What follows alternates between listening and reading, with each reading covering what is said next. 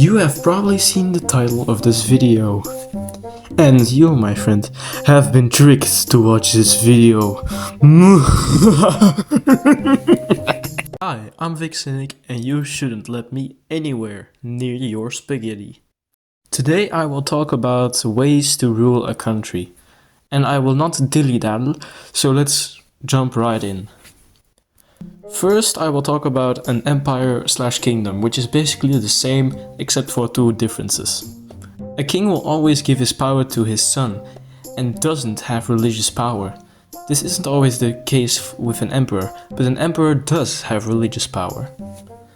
The pros of having this is that there is always one leader who can make decisions without other leaders interfering, and the king always has his son to follow him up, so there won't be time periods of nobody to rule. And an emperor has religious power, so he doesn't need any people from the church or something like that to do religious activities for his city. The cons, on the other hand, are that the next ruler could always be a bad apple, the next ruler could be power hungry, and there is almost no way for peasants to go into politics. This is the dictatorship. Yes, this is by far the worst way of ruling a country, but it isn't as bad as you think, like I said in the title. When you think of a dictator, you think of a bad person who takes all of the power and is just mean to people. But not all dictators were actually that bad. The word actually comes from Latin, which means the one who talks. Basically means the one person with all the power. In times of war, the Romans elected a leader that has literally all the power. You could see both Caesar and Augustus, who both got months named after them, as dictators, yet they were loved by many people. So the only reason a dictator was hated is if they got power hungry, which happened a lot. Pros: one person always has all the power, but the cons are literally everything else that you can imagine. Now we probably have the basic person answer, which is democracy. Democracy is by far one of the best and most socially acceptable ways to rule a country.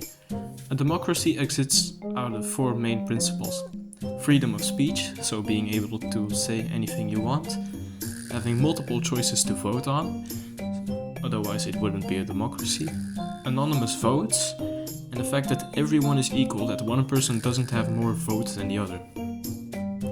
Lots of countries have put their own swing on this, but when it comes down to the basics, it's just this.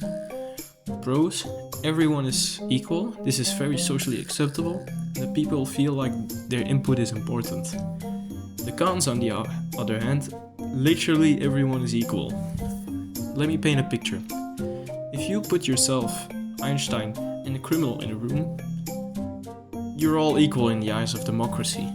This doesn't sound bad, but when you realize that your vote that you researched for, thought about, and worked for could be undone by a crackhead saying, "You look funny," it's kind of frustrating. But did you know that democracy has a father, a predecessor, you might say? Timocracy. It's basically a democracy where the rich people have more power than the peasants.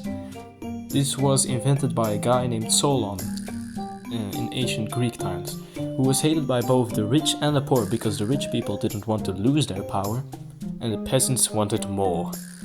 Basically, everything that a democracy has except equality are the pros of this way of ruling a country. The cons, on the other hand, it's difficult as a non-rich person to get power. So if you are born a peasant, it's still quite difficult to get more power. I don't hate the idea of a democracy, only it shouldn't focus on money, but more on if you're a good citizen or not. I'd propose that people who do a lot of charity work could earn extra votes by doing that, or people who do good things like building a statue or other cool things for the city could also get votes for the next year. But it would be the best idea to put a vote cap of 3 or 5. But that's just my idea.